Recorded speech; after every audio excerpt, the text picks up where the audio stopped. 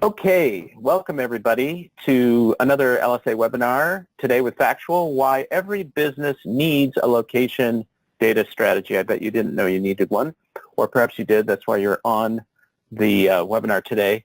That's me on the left, and I've got Brian Zarni, CMO of Factual, with us today, who's going to be delivering the meat of the discussion. Welcome, Brian. How's it going? Thanks, Greg. Hi everyone. Excited to join you today. Okay, great. Before we get into this, a little housekeeping. You can go to thelsa.org and access past webinars, as well as this webinar after it's archived. Attendees will be getting an email with a link to the recorded webinar. We'll also do a blog post, which will embed the webinar, so there'll be opportunities to review it after the fact. As many of you know, or some of you may have attended previous Place conferences, we're doing the Place conference in New York on September 13 at the Grand Hyatt near Grand Central Station, a great venue. We just did one in London, which was a terrific event, all about location intelligence, the different uses of location data, online to offline attribution, indoor marketing, and proximity marketing, as well as the growing range of use cases for location data that are not related to advertising, which is some of what we'll be talking about today.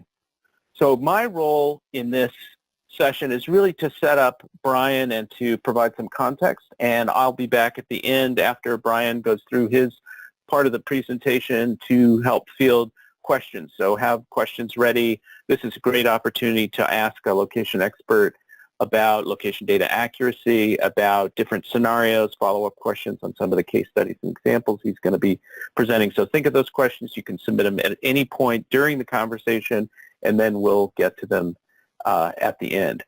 So as everybody knows, before the iPhone was a very different time in digital media marketing, the internet.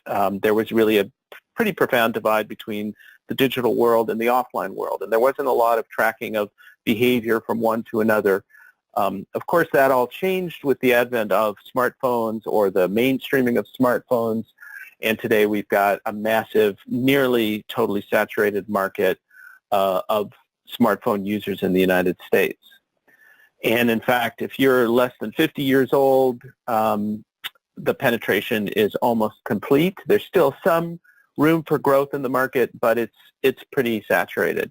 And what that has turned into, as most people know from their own experience, is a very mobile-centric and mobile-first digital media experience. So this is a Mary Meeker slide, third-party data compiled by Kleiner Perkins, and what it illustrates is that most of digital media time now, or an increasing segment of digital media time, is being spent on mobile devices, smartphones. The desktop and laptops are flat to declining. And then at the bottom in the darker blue, what you see is the growth of other devices. And most notably, that includes smart speakers, at some point smart displays, and other Internet of Things, IoT devices, connected devices. Today, it's estimated there's probably north of 40 and maybe even 50 million smart speaker devices, Google Homes, Alexa devices in people's homes and bedrooms and kitchens, and that's having a significant impact on behavior and will continue to do so, and that's going to be the most rapid category of growth in the near future. So as I said at the beginning, what smartphones do, what digital devices, portable mobile digital devices do, is that they create this bridge between the digital world and the physical world. People can be in both simultaneously. And what Google has observed over the course of the past couple of years is profound growth in near me mobile searches, and many of those, a large percentage of those, carry a buying intent. Can I buy? To buy? Those are some of the queries that are accompanying near me. So a lot of those mobile searches where people are looking for things in their immediate area carry a high level of purchase intent, which varies by category, but it's true as a generalization. What happens also as people are moving through the world, as many of you know, with these smart devices, smartphones, is that they're creating an enormous amount of data, and that's partly what we're going to be talking about today.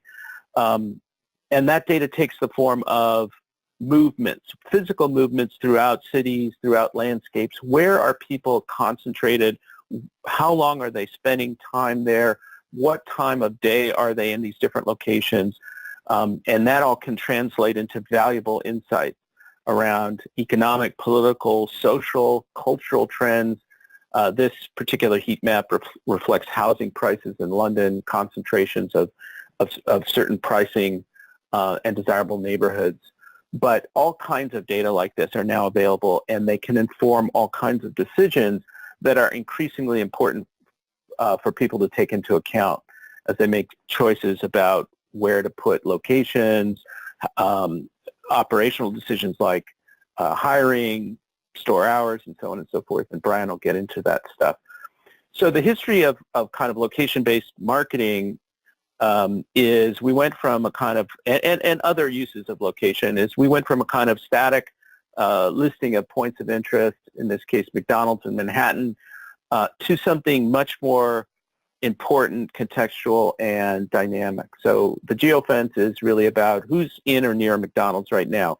And as that has evolved into audience insights, audience targeting, it's really about who is a McDonald's customer, what segments are in McDonald's, lapsed customers, infrequent customers, loyalists, and what other kinds of activities before and after define their behavior.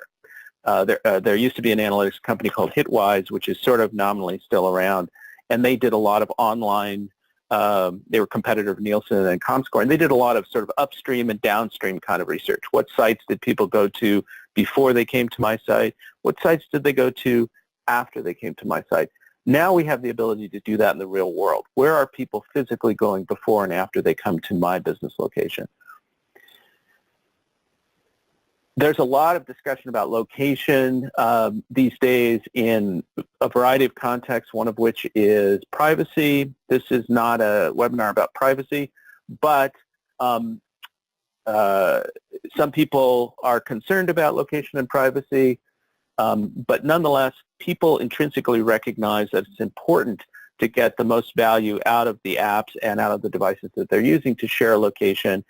And more than 9 in 10 smartphone users have enabled use location services at a very minimum selectively, and that translates into 240 million smartphone owners. So almost everybody is using location in different contexts. So from an enterprise perspective and a brand perspective, companies started being able to ask certain kinds of questions of location. So who are my customers?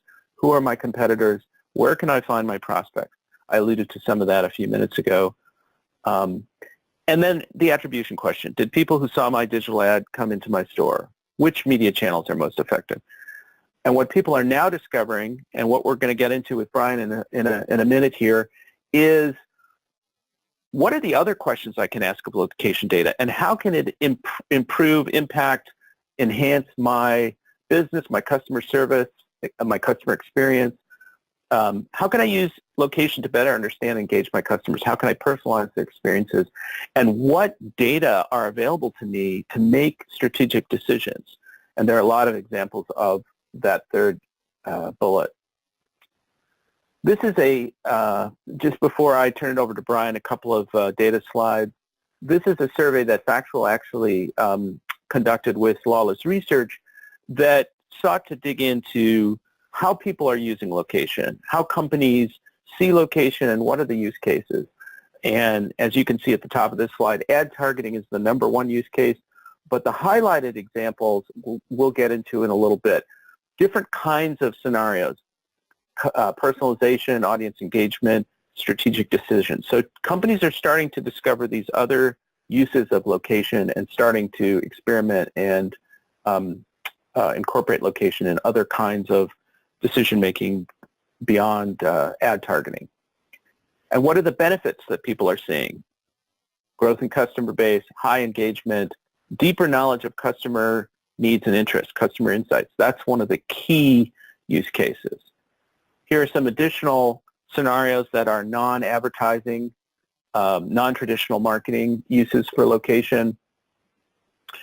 This is a survey from Cardo, but you can see new market opportunities, supply chain optimization, fraud detection, product development, sales optimization, and then, as I mentioned a little while ago, sort of determining staffing and hours and site planning.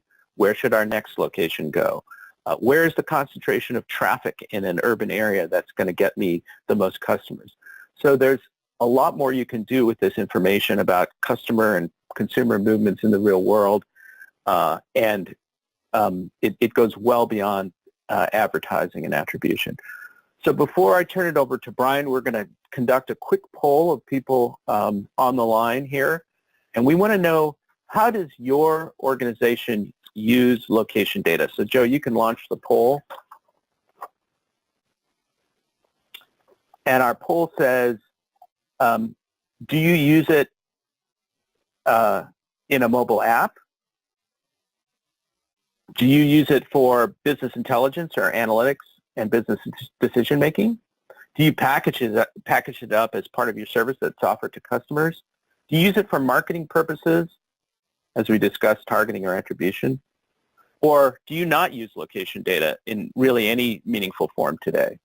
So we'll give you a second to answer that question, or those, and you can choose more than one. All right, so what it shows is that most people are using it for marketing purposes, which is to be expected, as the survey that Factual supported showed as well. But that's interesting that people are delivering it to customers as part of their service, and some people are using it for internal decision making. But 20% of the audience here doesn't use it at all. Brian, are you surprised by any of this, or is this pretty consistent with what you've seen in the market? No, I think this is pretty consistent, and certainly seems to reflect a lot of the results we saw in the survey that we did with Lawless Research just a few months ago. Certainly marketing is like the primary use case still for location data, but we I do think that we are starting to see more of a growth in some of these other use cases, and we'll talk about that in a minute. Okay, so Joe, you can bring down the poll. I'm going to turn it over to Brian. Great, thanks, Greg. Hi, everyone. Okay. So we are going to talk a little bit about why every business needs a location data strategy. So next slide. So as Greg mentioned, just the sheer amount of data today being produced on a daily basis is just staggering and growing exponentially. Just in less than 2 years, we expect it will surpass more than 20 billion connected devices worldwide. And so all those devices are continually generating data, whether it's location data or other types of data. All that data is going to be further enmeshed in our day-to-day lives. And certainly one of those key areas of data growth is around location data itself. Next slide. So the need to utilize and then make sense of this wave of location data is becoming more imperative for businesses of all types and sizes. They're starting to recognize it and looking at ways to better understand, analyze, and put that data into action. So we want to take a look at why do enterprises need a location data strategy. So today it's really becoming all about how do businesses use data to power innovation within their enterprise. And so, we talked a little bit about marketing being one of the bigger use cases, but we're starting to see, across marketing, but also now into products and analytics, that businesses today can really tap into location data to do a number of different things. On the marketing side, certainly targeting new customers is a very big use case for it, being able to target users based on where they are in the real world, but also starting to now use it for targeting based on prior behavior and that user journey, being able to identify somebody who could be a likely candidate for a McDonald's ad or something along those lines. But then also we're starting to see more uses within marketing too, where marketers are starting to look at location data to inform their targeting strategies. So if they're looking to target a specific type of buyer, then using location data to understand prior behavior based on where they've gone in the real world, and then being able to build audiences around that. And then on the flip side, being able to then also use location data to actually measure their marketing efforts. So going into attribution, but attribution related to actual real-world results, things like store visitation that are very important for like retail. But beyond marketing, we're starting to see now more growth around different use cases and different uses for location data. Certainly personalization and being able to build context around where somebody is in the real world and to be able to personalize a product or a service around that. Being able to make existing products better, stronger location results, more relevant location results being displayed within an app. Being able to gain competitive advantage, understanding customers of your competitors and what they're doing. And also to be able to just overall increase your understanding of your own customers and their behavior in the real world. So there's a lot of interesting questions that location data can start to answer, and certainly a lot more use cases than certainly what we see within marketing today. Next slide. So at Factual, this is what we do every day. We help businesses tap into the power of location data. And we look at location data in basically two ways. There's places and then people. And for places, it's really about having high quality knowledge on businesses and points of interest around the globe. So today we cover more than 130 million points of interest across 52 countries. On the people side, it's really about intersecting people's movements in the real world with those physical locations. So there, what we start to do is to help businesses use that data to then understand their customers and drive insights in marketing and decision making based on what's happening in the real world and the places that people actually visit. Next slide. And so for our customers, we basically partner with them and look at the use cases in sort of three broad areas. There's marketing, there's products, and then there's analytics.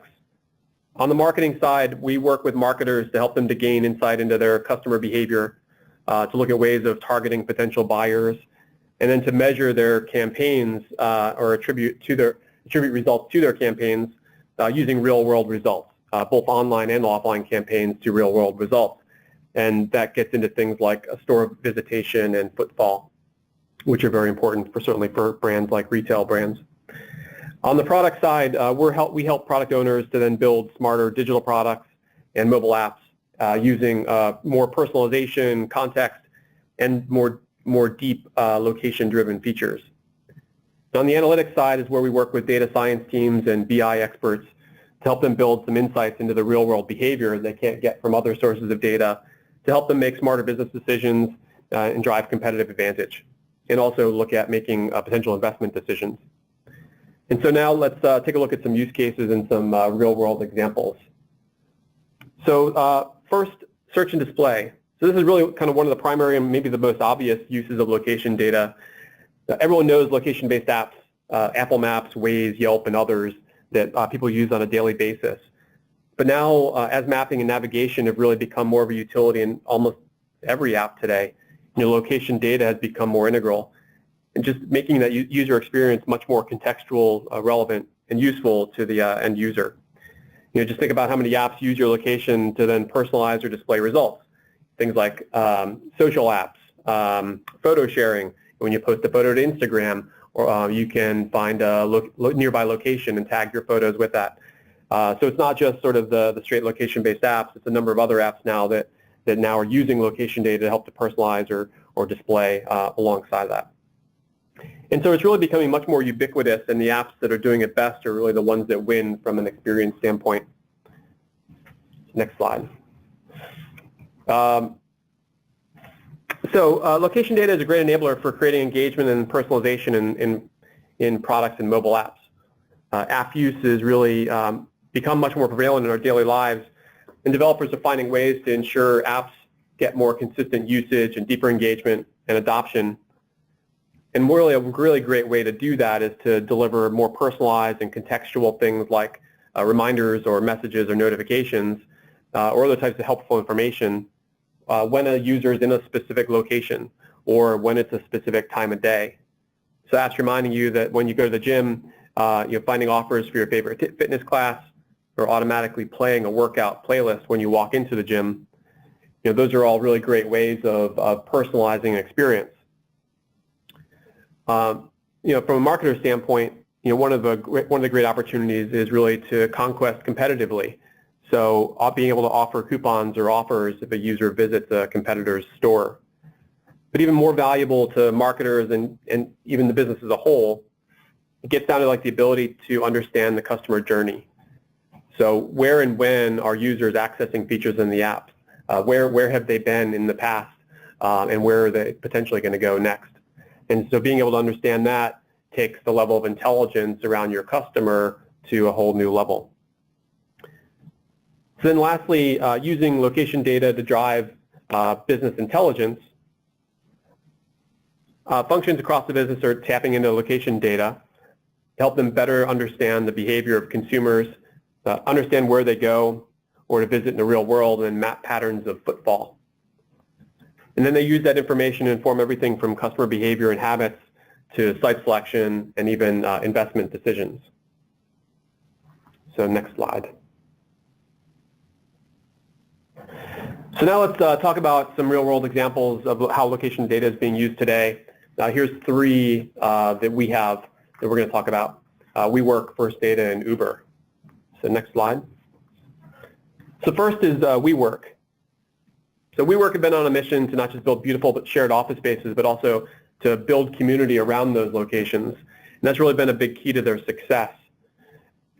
One of the biggest challenges they've had, though, is really kind of finding the right locations at scale.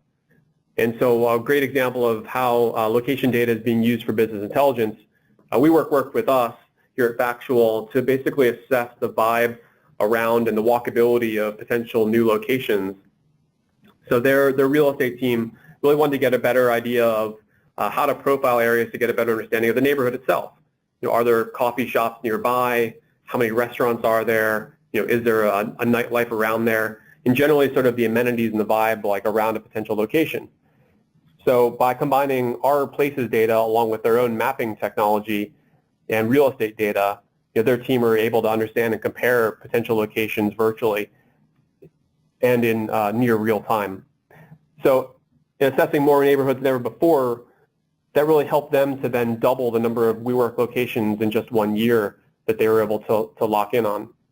But at the same time, after they were able to find those locations and select those locations, they then use the data to then help power their sales and marketing efforts. So arming their sales organization to be able to then go out and use the availability or the accessibility of the nearby amenities as a key selling point to prospective tenants. So not only being able to then evaluate a location and then take a location based on what's around it and using location data, but then also then using that data then to also help to sell to potential clients and tenants. So a great use case around intelligence. Next slide. So we'll talk about First Data. So First Data is one of the largest credit card processing services in the world for merchants. So in addition to that core business and credit card processing, First Data also provides insights and analytics to merchants. And for them, it's extremely valuable the merchants, it's extremely valuable to understand their customers. Who's using the credit cards, how and where. And First Data was really looking for ways to enhance that solution. What they wanted to do was to provide a deeper understanding of merchants, where they are, the physical environment surrounding the store, and then also just the similar and the dissimilar businesses that are in that area. So using Places data, location data, helps to provide the attributes beyond just a business name and an address, but also get into some of the granular details, like what are the business's hours of operation? What is the category of that business? Is it a bar or a cafe? Is it a nail salon or a beauty salon? What's the price range, the customer ratings, and even more. So then using that data then enrich their own existing actual purchase data, they're able to then provide a more comprehensive view of the businesses in a specific geographic area, which then allows for more refined benchmarking and analysis. So, next slide. Uber. So certainly transportation and logistics are an area that really require high quality location data to operate properly and efficiently. But Uber actually goes a little bit beyond that. So they use Places data to also customize and enhance the whole pickup and drop-off experience on behalf of both riders as well as the drivers. So they work with us to use comprehensive location data on nearby businesses and points of interest.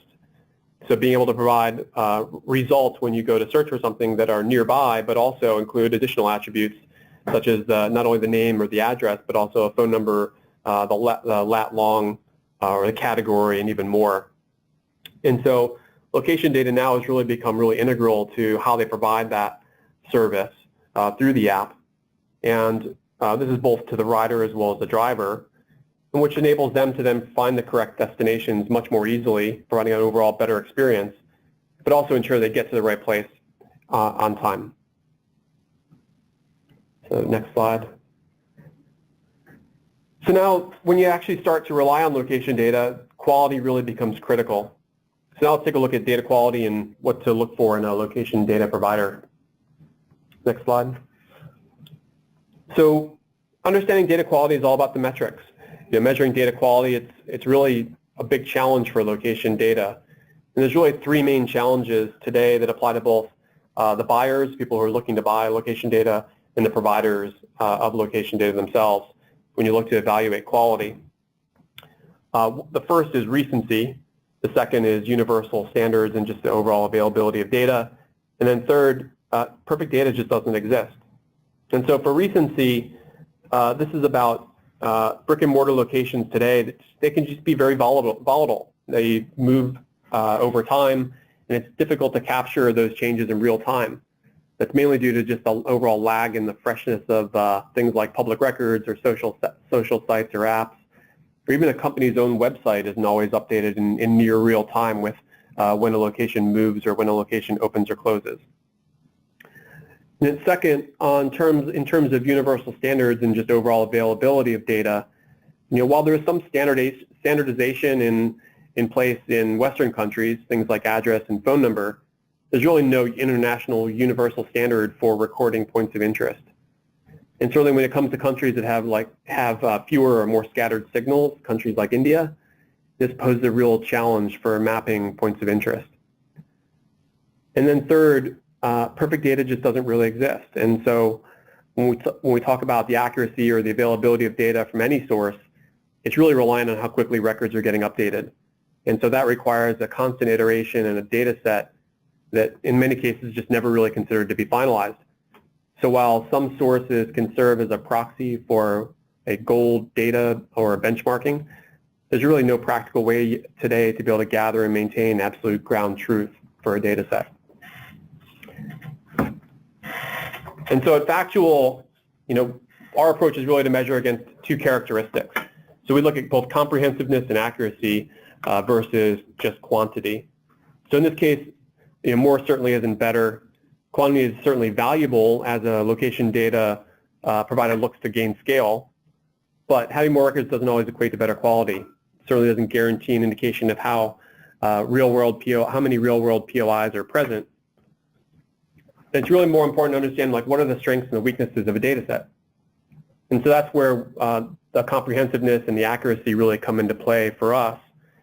Comprehensiveness is all about measure of how much of the real world our data set covers. And then accuracy, it looks to define exactly how correct are we in the comparison to the real world. So when we look at both of those two concepts, it helps us to fully understand the data set strengths, weaknesses, and then how to continuously improve. Next slide. So that leads us to what to look for in a location data provider. So today, location data has really become a hot commodity. And there's a number of location data providers that are out there today, including Factual. And so it's really important to start to ask the right questions. Certainly understand how the provider can meet your specific needs and your specific use case. So some of the questions to ask are things like, what are the sources of the data? How are those assets differentiated? And what kind of transparency are they providing into the underlying data assets? And what processes do they have in place in order to measure their quality? And then just how often is the data itself updated? So we tackle this as well as do a deeper introduction to location data, the new e-guide that we just published recently for free that's available on our blog, factual.com/blog. What would you want to convey? What would you want people on the call to leave with or understand about all the information that's been presented today, beyond sort of checking out your supplemental materials and following up with you if they have any questions? No, I think the biggest thing is that I think historically location data has really been sort of looked at as being a tool for marketers to target customers in a lot of those, like, I'd say more old school proximity or geofencing type use cases. And really what we've seen over the last couple of years, and certainly we expect to see over the coming years, is more and more use cases for location data to help to impact businesses in a very positive way, whether that's additional use cases within marketing for attribution or gaining insight into customers, or building into their products, or even just to help make better business decisions and drive innovation within businesses. And I think we're starting to see people tap into that now, but there's a lot more to come. Okay, great. Thanks to everybody who was on the call and who provided questions.